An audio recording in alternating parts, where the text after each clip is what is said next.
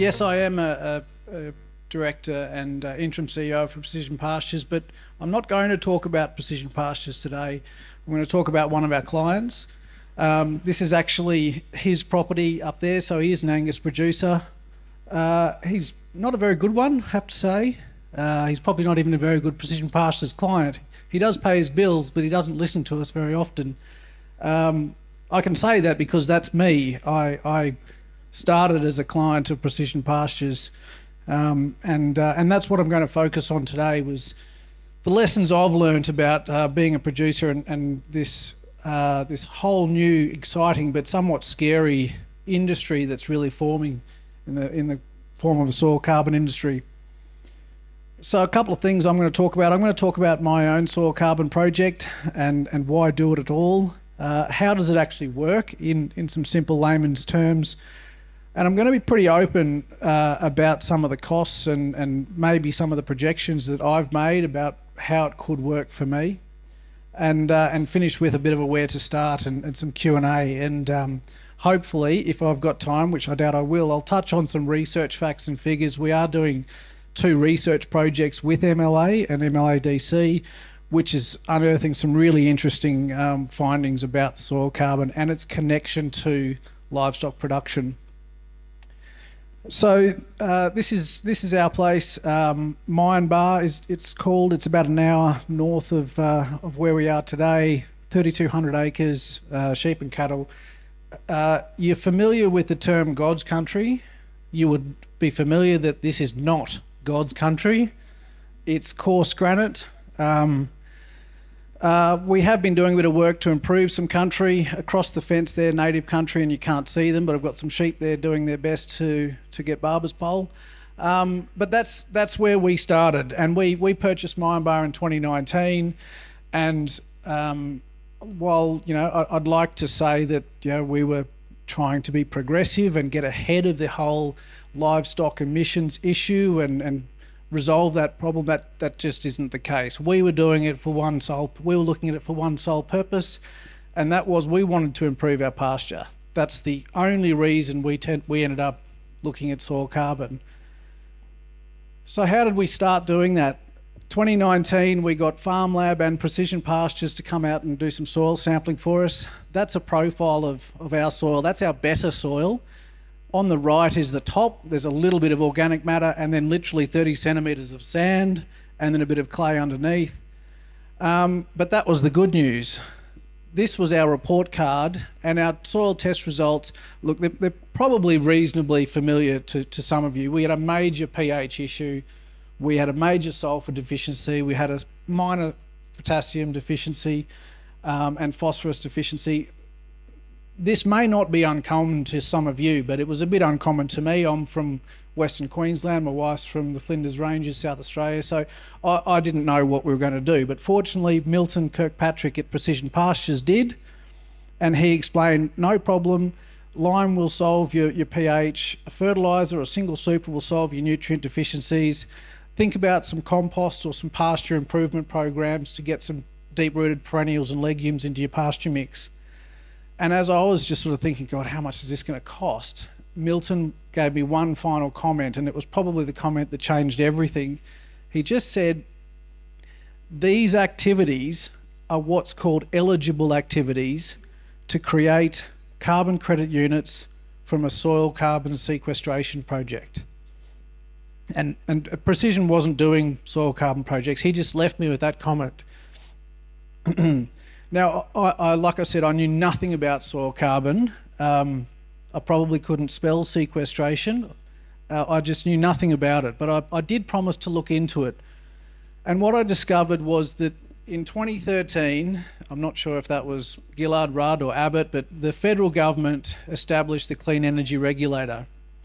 And the primary role of the Clean Energy Regulator was to administer the Emission Reduction Fund and to generate methods for landholders or business to generate offsets known as ACCUs, Australian Carbon Credit Units. And the most recent method is the estimation of soil organic carbon sequestration using measurement and models, what we call the soil carbon method. This is relatively new.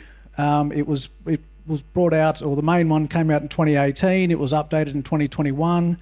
Already, it accounts for over 25%, almost a third of all carbon projects registered with the Clean Energy Regulator. So it's grown significantly.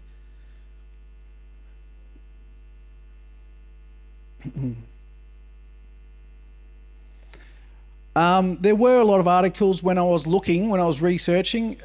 This one was Craig Emerson.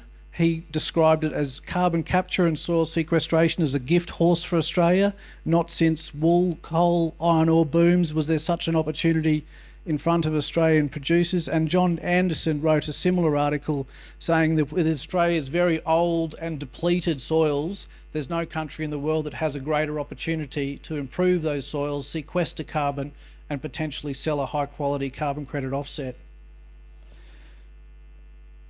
So I thought, well, that's great. So what? Why do I actually want to do a carbon project? Well, as I mentioned, it is about increasing my production. That's the fundamental reason I want to do it. If it can't increase my production as a beef or a sheep producer, I'm not interested. I also learnt that a company in the US called Carbon Plan, they did some research and they found that the Australian Carbon Credit Unit methodology for soil carbon was ranked #1 internationally for its rigour, methodology and measurement. So it was a very top ranked measurement, and if I was going to be involved in it, I wanted something that was going to be held in high regard internationally and have the deepest possible market. Finally, a CSIRO report suggested that soil carbon sequestration offered up to 4 times sequestration and 4 times the credits per hectare than any other method. So it looked like it was going to be prospective. So how does it actually work? The first thing to understand, you must undertake a new activity. Something as simple as applying nutrients, synthetic or non-synthetic, applying lime or gypsum to adjust your pH, undertake irrigation, rejuvenate pasture, establish pasture where there was none, alter stocking density rate, so switching from set to rotational stocking. None of these would be unfamiliar to you, I'm sure, but they're all about improving the quality of our soil, the health of our soil. And in my case, I was looking at doing 6 of them. More than half of them I wanted to do anyway. In terms of how does the project work, you begin to plan your project, you apply to register, and then you register the project with the Clean Energy Regulator. They will look at your baseline period, the preceding five years, and then approve your project for this new eligible activity that you're going to undertake. And in part of that, you must conduct what's called baseline soil test sampling, and that's a big part of what Precision Pastures does. The credits themselves are not issued just for every tonne of CO2 you sequester. If you begin at year 0, they'll first need to consider what your farm emissions are, and then in 5 years' time, when we retest your soil, if they have gone up, the first thing we must do is offset any increase in your farm emissions over that period. I'm sure everyone wants to know what happens if my soil carbon levels go down. You haven't sequestered carbon, you don't receive any credits. There's no liability, you just don't get anything. A carbon credit is a bit like a promissory note. If I, after 5 years of my project, receive carbon credits, essentially that's a promise from me, certified by the Clean Energy Regulator, that I will keep that tonne of CO2 in the soil by maintaining my eligible activity for the permanence period.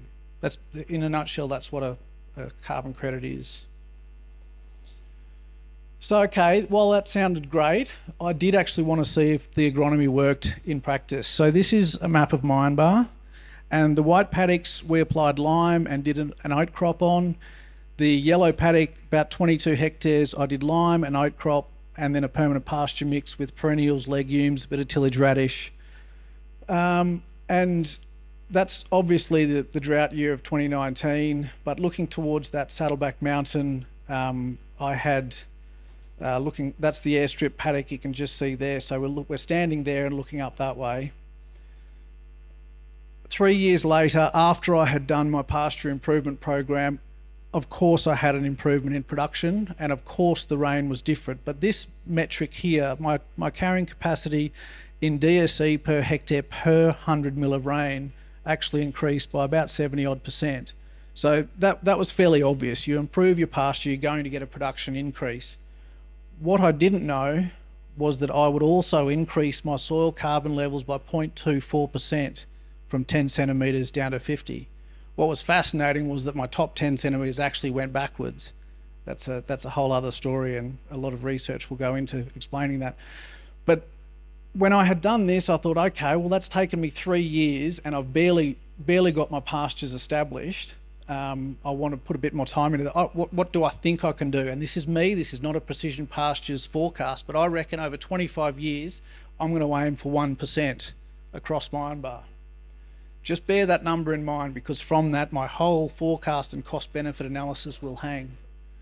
But before I did that, I needed to make some key decisions on how was I going to do my project, because some of these key decisions will determine the cost.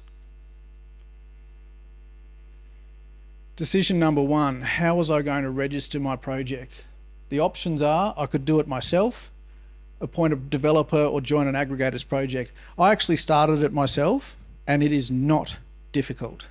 Anyone in this room could do it.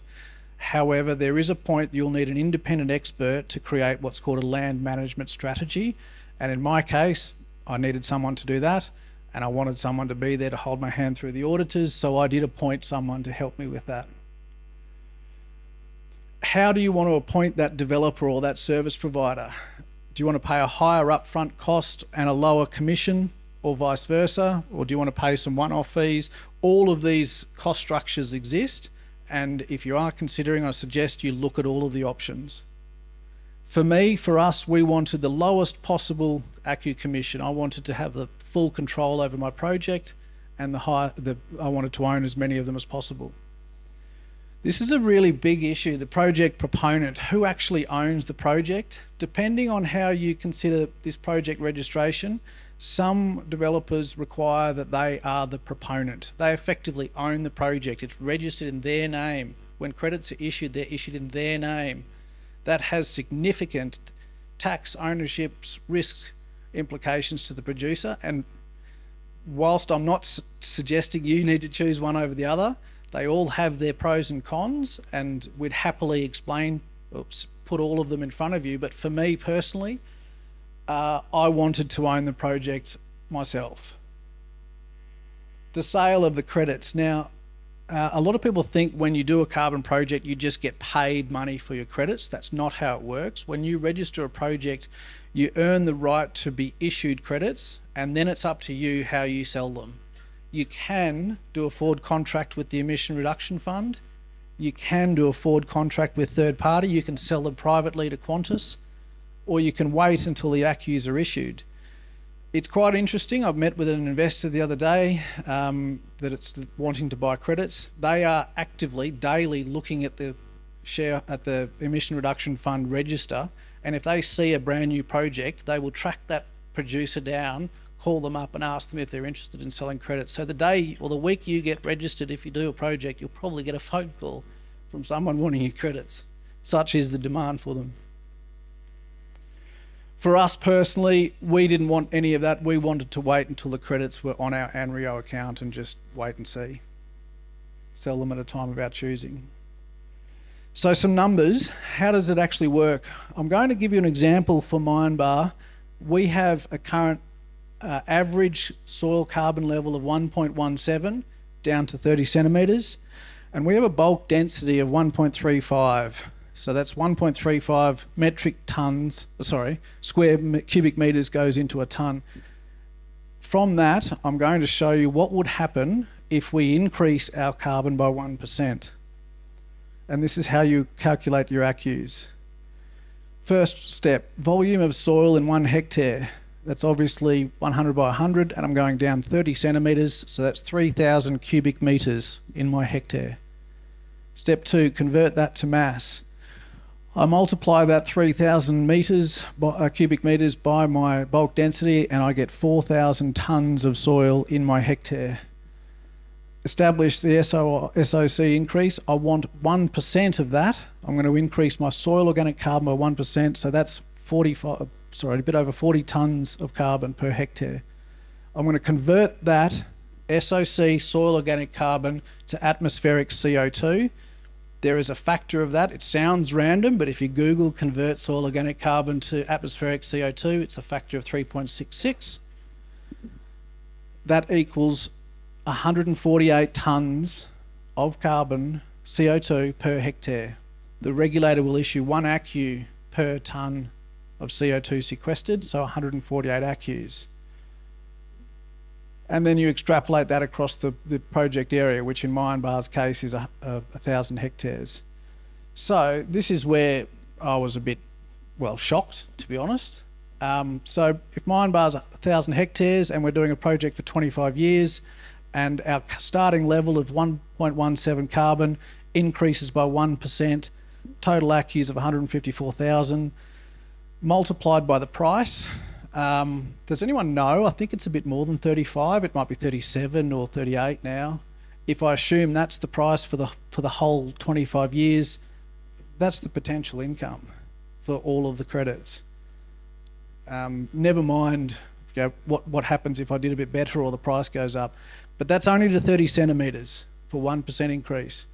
Okay, now the costs for a full project period.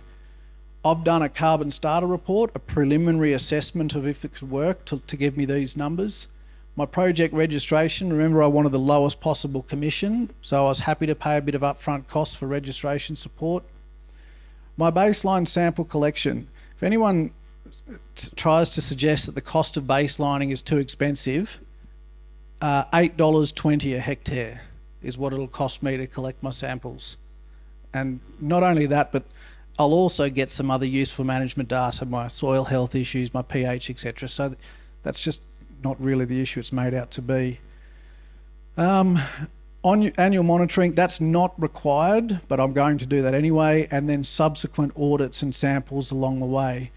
In my case, I've chosen a group that I'm going to pay 8% in commissions. That's payable in credits, not cash. So at the end of the day, my total cash contribution is a bit over 260. This lightly shaded amount here is the amount that I'll need to pay to get myself registered on the board and start my eligible activities. So the way I looked at it was, okay, if I spend that, or cash investment over the whole project of 230, and if I can increase my carbon by 1%, there is a tremendous upside. Okay, maybe there's some movement in those numbers, but it's huge. So that was when I joined Precision Pastures, and I said, there's something in this. Yes, I'm doing a project, but I thought, well, that information, wouldn't that be pretty relevant for some other people? So we created what's called the Carbon Starter Report. It's a 2-part preliminary assessment. The first step will take your lot numbers and create a cadastral boundary map, looking at the NDVI, bulk density and gamma radiation of your farm. It's not the end of the world, it's just a suggestion of your soil types, and from that we can work out where we want to come on and collect some comprehensive soil tests. Those soil tests will identify not just your existing carbon levels, but also your key soil health issues, if you have any, such as pH, nutrient deficiencies, any toxicities. And because it's once you identify that and you know what your current carbon levels are, we have enough data now to say, well, if you solve your pH, it is very reasonable to expect a 0.5, a 1, 1.25% increase, and then from that, we can get those numbers that I put up before. So as I said, we'll give you comprehensive soil test results and we'll give you some recommended eligible activities. How do you solve that pH? How do you solve that deficiency? And in doing so, do a soil carbon project. I think I've done pretty well, under 20 minutes. Thank you very much for your time. I'll just sort of touch very quickly, as I mentioned, a couple of projects we're doing with MLA, some research projects across several farms in the New England. And this here, the key findings. Soil carbon varies significantly It's not like phosphorus that's just sitting there waiting to be drawn down. It comes in 3 ways and it goes out in about 4. It's a cycle, and it's what you do to affect that cycle that changes it. Too much rain can reduce your carbon levels. My top soil carbon levels were higher in carbon in the drought than they were in 2021. And improving your soil health does increase soil carbon. That's a very, very obvious one. Thank you very much for your time and for the invitation to present.